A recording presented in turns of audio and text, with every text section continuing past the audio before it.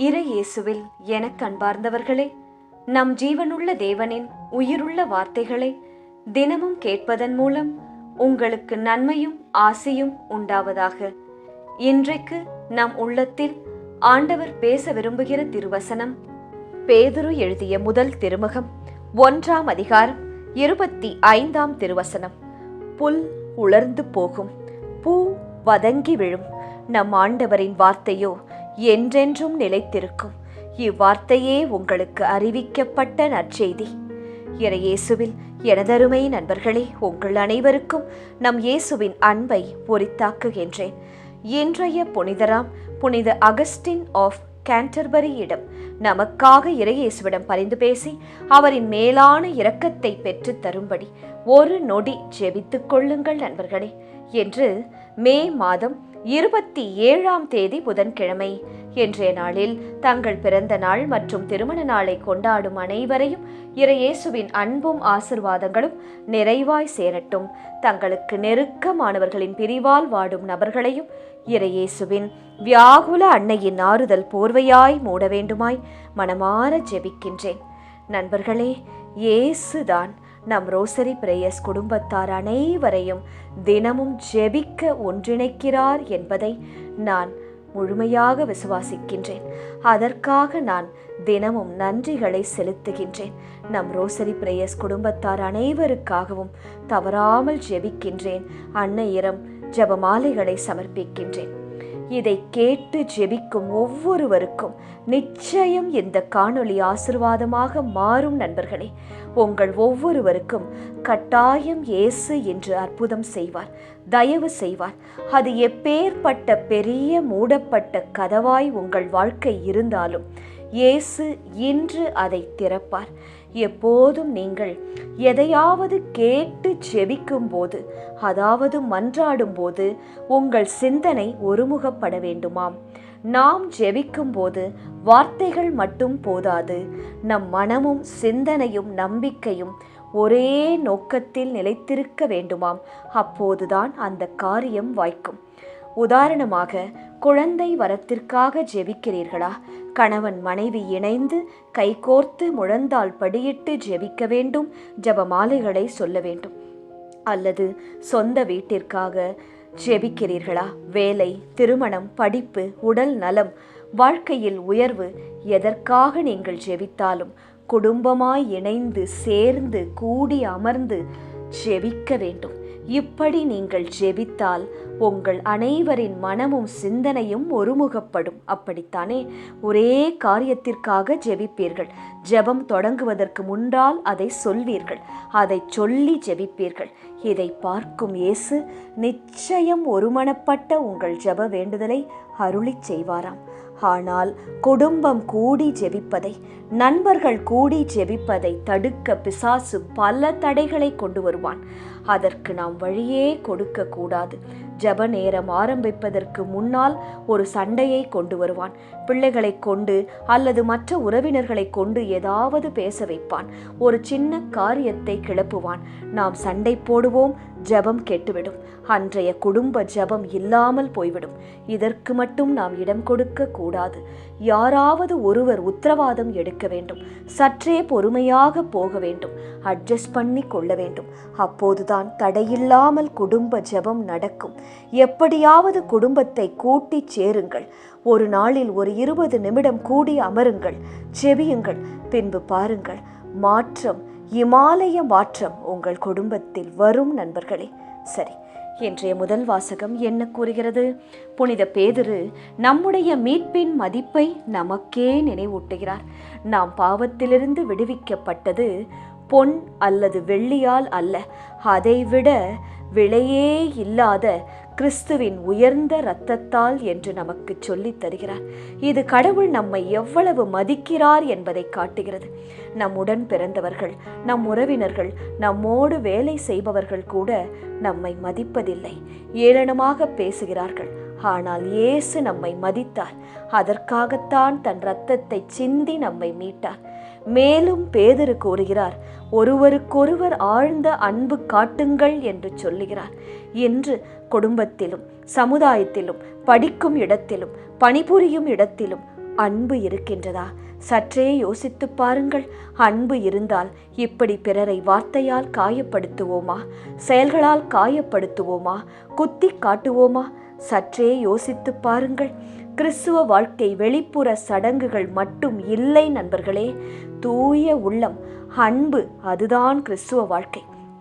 மேலும் இன்றைய முதல் வாசகம், புல் உலர்ந்து போகும், பூ வதங்கி போகும், ஆனால் ஆண்டவர் இயேசுவின் வார்த்தையோ என்றென்றும் நிலைத்திருக்கும். அதற்குத்தான் உங்களுக்கு நான் சொல்லித் தருகிறேன். ஜெபியுங்கள், தினமும் ஜெபியுங்கள். ஆண்டவரின் வார்த்தையை தேடி தேடி கேளுங்கள். வார்த்தை உங்களோடு பேசும்.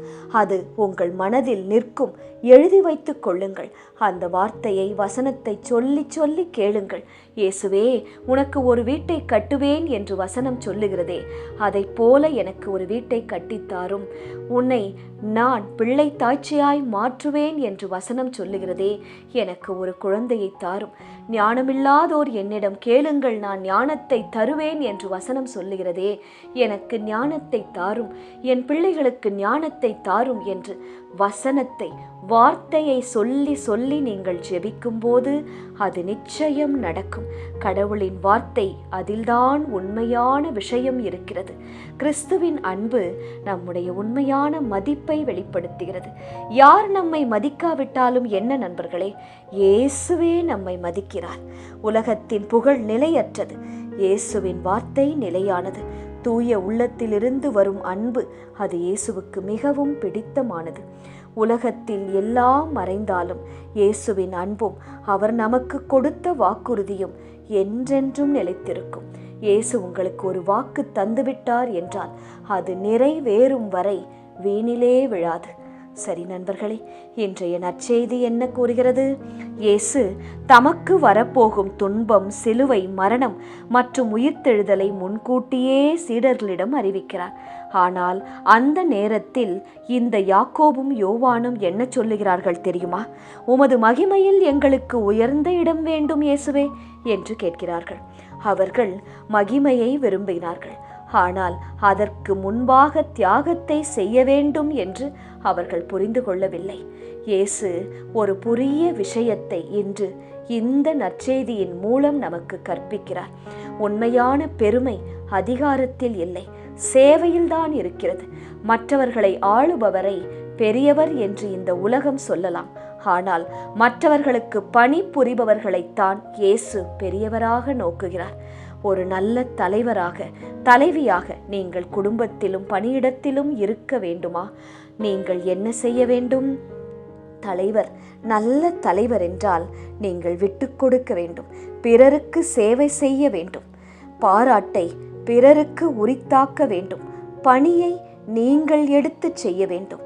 உங்களிடம் வாழ்பவர்கள், பணிபுரிபவர்கள் மென்மேலும் உயரத்திற்கு செல்ல நீங்கள் அவர்களுக்கு அன்போடு உதவ வேண்டும். பிறரை உயர்த்த நீங்கள் உழைக்க வேண்டும்.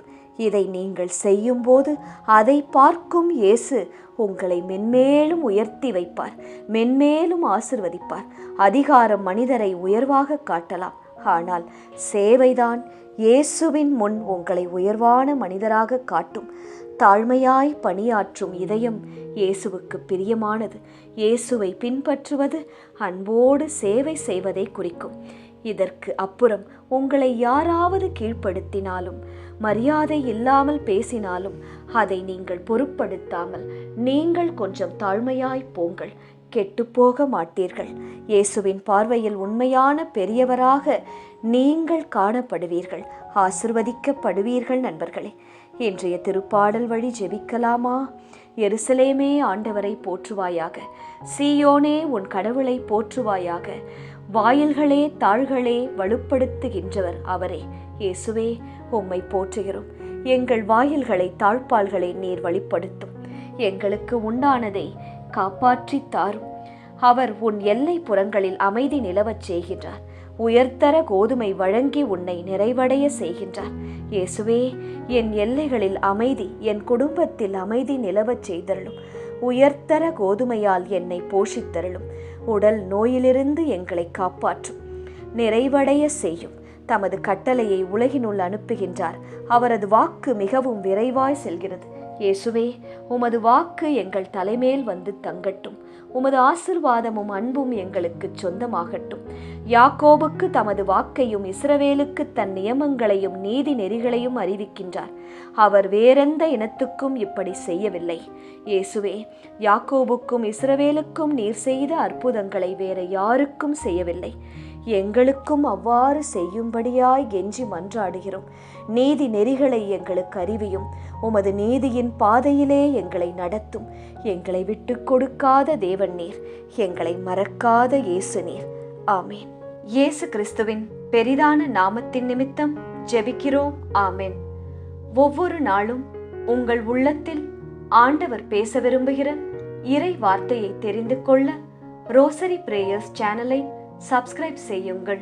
மேலும் உங்கள் நண்பர்கள் மற்றும் உறவினர்களுடன் ஷேர் செய்யுங்கள். நன்றி.